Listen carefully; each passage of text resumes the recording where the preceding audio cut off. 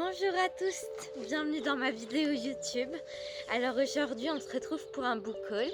Je vais me présenter vite fait. Alors moi c'est Chloé, j'ai 23 ans. Mes passions dans la vie c'est les livres, comme vous pouvez le voir aujourd'hui puisque c'est un book haul. La sorcellerie, l'ésotérisme, les plantes, la skincare, le make-up. Donc voilà à peu près à tout ce que je touche, c'est tout ce que vous pourrez retrouver sur mon compte Insta et sur mon compte YouTube. En tout cas, n'hésitez pas à vous abonner même si vous êtes juste dans les livres parce que il y aura souvent des book hauls, des points lecture. Il y aura donc des book hauls, des points lecture et des vlogs lecture. Donc n'hésitez pas à vous abonner surtout si la vidéo vous plaît. Donc voilà, c'est parti. Donc on commence par ceux que j'ai achetés avant-hier ou encore avant-hier, enfin jeudi quoi. On est samedi. Si je les mets pas tous à l'endroit, ça ira pas. Des Camus. Oui. Alors, la peste, on connaît tous un petit peu avec ce qui s'est passé avec le Covid. Il était redevenu un peu à la hype. Moi, c'est pas celui qui me donne le plus envie. Celui qui me donne le plus envie, c'est La Chute. Parce que j'ai mon amie Diane, vous allez voir, on va en reparler On va en reparler et reparler de Diane parce que c'est elle qui m'a inspiré certains livres et qui m'a offert certains livres. Donc merci Diane. Donc La Chute, Diane m'en a beaucoup parlé et j'ai hâte de voir ce que ça va donner. Ceux-là, je vous dis pas forcément les résumés, etc. parce que j'aimerais bien y aller les yeux un peu fermés, genre découvrir le livre comme ça. Donc ensuite on a Le Premier Homme. Donc pareil, j'en connais pas plus que ça, mais j'ai envie de les découvrir, les Camus. Hellénisme oblige, l'Iliade. J'ai pas encore acheté l'Odyssée, mais en fait j'avais des vieilles éditions de l'Iliade et de l'Odyssée. Mais quand je vois la grosseur que fait ce bouquin comparé à l'autre bouquin qui est tout petit, je me dis, je les avais eu en friperie. Du coup, je me dis, bon, bah, c'est pas grave, au prix où ça coûte, je me rachète un beau livre. Et donc voilà, hellénisme oblige, je me mets dedans, je lis l'Iliade et l'Odyssée, c'est parti. Donc j'ai commencé un tout petit peu, hein, mais comme c'est gros, etc., je vais lire, je sais pas, une dizaine de pages par jour pour y aller petit à petit dedans, mais y aller, quoi. Donc ensuite, coucou Diane. Diane m'a gentiment parlé de l'existence de ce livre, donc c'est Peut-on tout pardonner? Les principaux obstacles au pardon et comment les surmonter, d'Olivier Clerc. Donc pareil, je l'ai commencé, j'en suis à la page 16. Le truc c'est que je disais à Diane justement que je savais pas trop comment faire pour pardonner parce que pour moi il y a des choses qui sont impardonnables et que ma colère ne peut pas éteindre comme ça les choses. Et elle me disait oui mais tu peux être en colère tout en pardonnant. Et je lui disais non c'est pas possible, je peux pas ne pas pardonner et être autant en colère. Et elle me disait si tu devrais lire ce livre là. Donc je vais écouter ses conseils et on verra si j'arrive sur la voie du pardon ou pas. Ensuite, ça c'est ce que j'ai eu pour mon anniversaire de la part de Diane, bien bravo. Conte à aimer et conte à s'aimer de Jacques Salomé. Donc ça nous dit les contes, nous le savons maintenant, nous aident à guérir, ils nous aident à grandir, à croître, à nous harmoniser. Des associations qui nous illuminent dans une limpide atmosphère et nous déposent plus apaisés aux confins de l'imaginaire et du réel. Donc voilà. C'est bien parce que c'est des petits contes, ça veut dire que quand je vais faire mon vlog lecture, je peux en lire 2, 3, 4 par-ci par-là et je peux tout en continuant avec ça, continuer l'Iliade. Donc voilà, les contes à aimer, contes à s'aimer. Ensuite, The Ocean Vuong, Night Sky with Exit Wounds. J'avais lu The Ocean Vuong, On Earth We're Briefly Gorgeous. J'ai adoré, c'était un livre mais c'était de la poésie pure, c'était de la poésie, c'était magnifique quoi. Donc là j'ai acheté son recueil de poésie, d'ailleurs j'ai vu qu'il allait en sortir, s'il les a pas déjà sortis, il devait sortir un nouveau recueil de poésie, faudrait que je me penche sur le sujet mais bon, faudrait déjà que je lise celui-ci. mais je pense que ça va être incroyable vu On Earth We're Briefly Gorgeous, comme c'était beau. Je suis désolée pour mon accent, vraiment, c'est affreux. Ensuite, de Simone de Beauvoir. Vous verrez, il y a beaucoup de classiques, mais j'aime principalement les classiques et les livres féministes. Et celui-là, il combine les deux. Donc on aime bien. De Simone de Beauvoir, Le deuxième sexe, donc c'est le premier tome. Donc nous commencerons par discuter des points de vue pris sur la femme par la biologie, la psychanalyse, le matérialisme historique. Nous essaierons de montrer ensuite positivement comment la réalité féminine s'est constituée, pourquoi la femme a été définie comme l'autre et quelles en ont été les conséquences du point de vue des hommes. Alors nous décrirons le point de vue des femmes, le monde tel qu'il est proposé. Et nous pourrons comprendre à quelles difficultés elles se heurtent au moment où, essayant à s'évader de la sphère qui leur a été jusqu'à présent assignée, elles prétendent participer au Minstein Newman. Donc voilà, j'ai commencé à le lire, je voulais vous lire une petite citation. Déjà, on dit merci à Noah pour ce magnifique marque-page, Sorcière. Alors, ça me fait penser à Sorcière, la puissance invaincue des femmes qu'on a lu tous les deux. Ça me fait penser à la sorcellerie, le féminisme, tout ça, c'est très relié. Je vous mettrai son compte Insta en barre d'infos. Il fait pas mal de lectures de livres féministes, ça peut être pas mal. Donc je voulais juste vous lire un petit passage que je trouve qui est très heurtant et qui montre à quel point notre vie actuelle, c'était déjà ça avant. Pour tous ceux qui souffrent de complexes d'infériorité, il y a là un liniment miraculeux. Nul n'est plus arrogant à l'égard des femmes, agressif ou dédaigneux qu'un homme inquiet de sa virilité. Alors je trouve ça particulièrement vrai, la virilité fragile, on sait ce que ça veut dire maintenant. Pour dire Simone de Beauvoir, quand ça date ce livre, il me semble que c'est vers 1986, pardon. C'est encore frappant de vérité à nos jours, quoi. Donc voilà. Ensuite, j'ai de Anne Brontë, La Dame du Manoir de Windfell Hall. Alors là, ça va parler de l'arrivée de Hélène Graham dans un manoir. Apparemment, il y a un drame semble inévitable. Il y a pas mal de potins autour de elle, de son histoire. C'est un peu tout flou aux alentours de ça. Donc ça me fait penser un petit peu aux romans que ses sœurs ont pu proposer. Notamment, j'ai lu Jane Eyre de Charlotte Brontë et Les Hauts de Hurlevent d'Emily Brontë. Donc il me reste plus qu'à avoir Anne Brontë, que j'ai toujours pas lu. J'ai Emily, Jane, mais j'ai pas Anne. Du coup, j'ai trop hâte de le lire. Franchement, j'ai trop hâte. C'est une belle brique quand même, hein. Mais j'ai hâte de le lire. Et puis là, on le voit bien, un drame semble inévitable. Il y a des potins, on sait pas trop ce qui se passe. C'est dans un grand manoir. C'est tout ce qui laisse à présager d'un roman gothique, en fait. Comme ses sœurs ont pu proposer leur roman gothique, là, ça va être le cas, je pense aussi. En parlant de romans un petit peu... dans un manoir, tout ça. De Daphné du Maurier, L'Auberge de la Jamaïque. Alors, L'Auberge de la Jamaïque, je vais vous dire le résumé sur internet. Voilà, alors, du coup, ça c'est L'Auberge de la Jamaïque de Daphné du Maurier. Je vais vous dire un petit peu le résumé, mais je voulais vous dire que il me reste plus que 60 pages à lire dans Rebecca de Daphné du Maurier. Et alors, mais qu'est-ce que j'aime ce texte, qu'est-ce que j'aime ce livre. On est dans un manoir, on ne sait pas trop ce qui s'est passé, on ne sait pas trop ce qui se passe, il y a des non-dits. Donc voilà, je ne sais pas trop ce que L'Auberge de la Jamaïque ça va donner. En tout cas, je vais regarder vite fait le résumé. Je l'avais lu hier, mais je me souviens déjà plus. Puisqu'il n'y a pas de 4e de couverture, du coup, j'ai pas pu le lire auparavant. Pareil, ça se passe dans les Cournoilles, comme Rebecca. Donc c'est un ancien relais de poste sur la grande route qui mène à Penzance, en Cornouailles, encore une fois.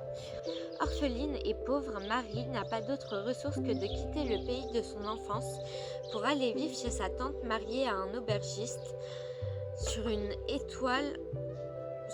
côte désolée de l'Atlantique. Dès son arrivée à l'auberge de la Jamaïque, Marie soupçonne le terrifiant mystère. Cette tante qu'elle a connue jeune et gaie n'est plus qu'une malheureuse terrorisée par Joss, son époux ivrogne, menaçant qui enjoint Marie de ne pas poser de questions sur les visiteurs, etc. etc. Donc voilà, j'ai hâte de retrouver l'univers de Daphné du Maurier. Honnêtement, j'ai adoré Rebecca, il me reste plus qu'une 60aine de pages, mais comme j'étais hospitalisée pendant 4 mois, j'avais pas forcément la tête à finir le roman. Mais Daphné du Maurier, j'ai lu qu'un seul de ses livres et encore je ne l'ai pas terminé, mais je la tiens beaucoup dans mon cœur. Donc voilà, merci à Diane de me l'avoir offert. Ensuite, Paolo Coelho, l'alchimiste, un des livres préférés de Diane.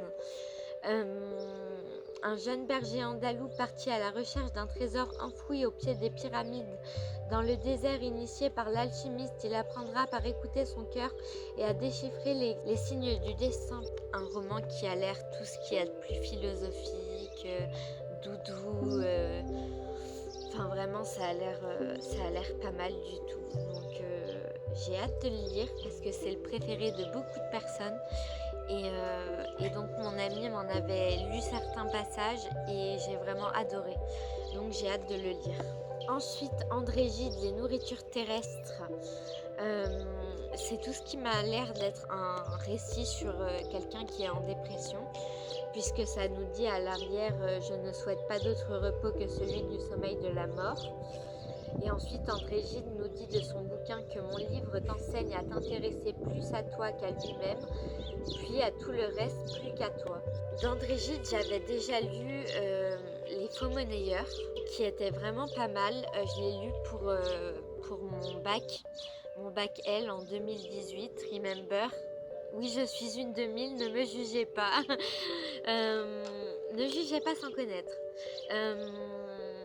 Non, mais les nourritures terrestres, ça a l'air d'être pas mal aussi.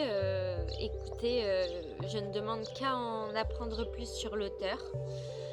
Donc voilà. Ensuite, les raisons de la colère de John Steinbeck, c'est lors de la Grande Dépression, des paysans qui se font prendre leurs terres. Voilà, c'est une youtubeuse que j'ai entendu en parler. C'est une youtubeuse qui en a parlé, qui m'a donné envie de le lire. Je vous mettrai sa vidéo en description. Je me souviens plus de son nom, ça me reviendra pas. Peut-être, peut-être pas. Non. Je vous mettrai sa vidéo en barre d'infos. J'ai lu tous les commentaires qu'il y avait et tout sous la vidéo, il a l'air d'être incroyable. Tout le monde n'arrêtait pas d'en parler, genre. Et après, je suis allée sur YouTube, j'ai tapé Grape of Wrath, donc les raisins de la colère, et tous les avis dessus m'ont donné grave envie de le lire. Donc voilà, on verra bien. Je me dis, on va le tenter, hein, on n'a rien à perdre. Donc Boris Vian, j'irai cracher sur vos tombes. J'ai trouvé ce titre très accrocheur, très. Enfin, on se dit, waouh, ça va dépoter. Je sais pas de quoi ça va parler, mais voilà. Apparemment, ce livre a été condamné, tout comme Madame Bovary de Flaubert a été condamnée. Donc, je sais pas exactement de quoi ça parle. Je l'avais lu en recyclerie. Là, derrière, ça nous parle juste du fait que ça a été condamné. Apparemment, on reconnaît bien que c'est du Vian en le lisant. Alors moi, j'ai jamais lu de Vian, donc je pourrais pas vous dire. Mais j'ai trouvé ce titre très... Enfin, ça te fait te retourner, quoi. Tu te dis, ouais, ça chamboule, quoi. Donc voilà. Ensuite, de Jane Austen, j'ai une petite anecdote sur ce livre-là. Raison et sentiment. Il faut savoir donc que j'étais en clinique pendant 4 mois. Et là, ma psychiatre déboule dans ma chambre et tout. Puis on parle de trucs méga perso. Et d'un coup, elle fait « Waouh, c'est votre pile de livres !» J'avais une pile de livres grande comme ça. Et encore, je les avais pas tous mis, les livres. Mais bref, ma pile de livres était grande comme ça. Et puis elle me dit « Je peux regarder ?» Alors je lui dis « Oui, allez-y. » Alors on parlait d'un truc très sérieux à la base. Puis elle me fait « Oh, raison et sentiment !» il faut que vous le lisiez, il faut que vous le lisiez. Elle l'a pris de la pile, elle l'a mis en haut, elle l'a dit, il faut que vous le lisiez, vraiment, je vous le mets en haut de votre pile à lire, il faut que vous le lisiez, tout ça, je le lis une fois par an et j'ai dit, mais truc de dingue, parce que la dame à Emmaüs qui me l'a vendu, elle m'a dit qu'elle le lisait aussi une fois par an. Enfin voilà, et j'ai jamais lu Jane Austen aussi en plus. Donc voilà, pardon pour le résumé. Donc on va suivre Elinor et Marianne Dashwood qui sont contraintes de quitter le Sussex pour Devonshire, où elles sont rapidement acceptées par la bourgeoisie locale, étriquée et à l'hypocrisie feutrée. Donc ça a l'air d'être dans les hauts milieux de Sussex. Donc on va voir ce que ça va donner. C'est un classique pareil de la littérature anglaise. Et vraiment, Jane Austen, j'ai même pas lu Orgueil et Préjugés, j'ai rien lu d'elle. Écoutez, on va voir ça, hein. On va essayer de le lire et puis on va voir ça. De toute façon, après cette vidéo-là, je pense que je vais commencer mon vlog soit aujourd'hui, soit demain. Mon vlog lecture, donc voilà. Ensuite, la Dacia d'Agnès Martin-Lugan. Dans ce livre-là, il me semble qu'on suit une orpheline. Il y a quelqu'un qui lui propose de travailler dans son café. Au début, elle n'est pas trop pour. Elle se demande pourquoi est-ce qu'elle devrait accepter. Et puis le patron lui dit qu'elle sera nourrie, logée et blanchie. Et donc elle accepte. Et donc ça va être le récit de cette jeune orpheline. Donc voilà, on ne sait pas trop ce qui va en être. Mais Agnès Martin-Lugan, j'ai lu d'elle... j'ai le deuxième nom du tome qui me vient en tête, mais le premier c'est Les gens heureux lisent et boivent du café. Et le deuxième tome c'est La vie est facile, ne t'inquiète pas. J'ai encore cette famille dans l'Irlande au plus profond de mon cœur. J'y repense pratiquement tous les jours. Cette famille m'a chamboulée et j'ai adoré. Par contre, j'avais moins aimé... je me souviens plus comment ça s'appelle. Mais c'est la maman de ma meilleure amie qui me l'a conseillé, donc voilà, on verra si j'aime bien ou pas. Parce que du coup, elle m'avait conseillé Les gens heureux lisent et boivent du café. Enfin, elle avait dit à ma meilleure amie que c'était un de ses préférés. Du coup, on verra bien. Ensuite, Mémoires d'une jeune fille rangée de Simone de Beauvoir. Donc ça, c'est les mémoires de Simone de Beauvoir. Donc ça promet d'être intéressant puisque même le titre, je trouve, Mémoire d'une jeune fille rangée, on sent direct la pensée féministe du truc, quoi. Donc, je pense que ça va être pas mal. Et enfin, on termine par ces deux gros bébés, donc de Nora Leck et de S.I. Armand, aussi connue sous le nom de Mrs. Bookie Armand sur YouTube et sur Instagram. Donc, Descendre sur tes mains. Donc Angleterre, fin du 19e, une jeune orpheline recueillie par un étrange tuteur, un manoir lugubre prenant racine au cœur de la forêt, des amours scandaleuses, des portes qui s'ouvrent et d'autres qui restent closes, une partie d'échecs qui s'éternise, au-delà des espérances, la danse peut s'avérer macabre. Donc pareil, ça me fait bien penser un petit peu à Daphné du Maurier, dans cet univers un peu lugubre, on ne sait pas trop ce qui s'y passe... ça m'a fait penser à ça. Et j'ai super hâte de le lire. Ah vraiment, ça va être un des prochains que je vais lire, je pense. Et ensuite, celui-là, pareil, c'est un très beau bébé. Donc, Le cœur singulier de Millie Davis de S.I. Armand. C'est un beau bébé. Apparemment, ça va parler donc d'une personne qui a le syndrome de l'imposteur. Elle va se retrouver sur les bancs de la fac d'histoire pour écrire son prochain roman avec un historien ou quelque chose comme ça, je crois. Un professeur d'archivistique, ok. Donc voilà, ça va parler un peu de ses angoisses. Je pense que c'est un roman qui va bien me toucher parce que en connaissant un petit peu Sarah par ce qu'elle fait passer lors de ses vidéos, on ressent que c'est quelqu'un de sincère, quoi. Et souvent quand ça va, elle nous le dit, mais quand ça va pas, elle nous le dit aussi. Et ça, je trouve ça incroyable parce que je vis une dépression depuis maintenant 12 ans ou 11 ans, je sais pas, je vis une dépression depuis un moment. Je trouve ça important qu'elle parle aussi de santé mentale sur sa chaîne. Et donc ça, je pense que ce livre, il va en parler aussi un petit peu de santé mentale. Donc j'ai vraiment hâte, connaissant Sarah, de voir ce qu'elle a pu nous faire. Et je dis merci aux éditions Hurlevent, franchement, d'avoir fait un travail éditorial aussi beau, quoi. C'est magnifique. C'est magnifique. Et puis ça donne envie de les lire. Et puis ça a l'air d'être à chaque fois des univers bien spécifiques. On est vraiment plongé dans un lieu dit. Voilà. Franchement, je pense que ça va être incroyable. Déjà, les objets livres sont magnifiques. Est-ce qu'on en parle? Est-ce qu'on en parle? Vraiment, ils sont trop beaux. Je vais peut-être vous les mettre les deux à l'endroit. Ils sont trop beaux. Donc voilà. Bah écoutez, c'était je sais pas combien de livres, mais c'était un book haul que j'ai un petit peu accumulé au cours de mes 4 mois d'hospitalisation. Et encore, il y en a que j'ai pas montré. Il y a Tommier, En attendant Godot, que j'avais lu au lycée aussi. J'ai Antigone de Sophocle. J'ai des livres qui sont pas très connus et tout ça. Je pourrais peut-être refaire un book haul avec tout ça. Mais là, j'ai pris les livres principaux qui me donnent le plus envie de les lire. Donc voilà. J'espère que la vidéo vous aura plu. N'hésitez pas à vous abonner, à lâcher un like. Et puis merci beaucoup d'être resté jusqu'à la fin. Et puis on se dit à plus tard pour un vlog lecture alors. Ou si vous êtes intéressé par l'ésotérisme, etc., il y a une vidéo qui arrive aussi là-dessus. Ou qui sera déjà sortie au moment où je parle. Je sais pas encore. Bref, merci à Hugo, mon monteur. Il fait des photos incroyables. Je vous mets son Insta en barre d'infos. Et puis merci à tous. Allez, au revoir.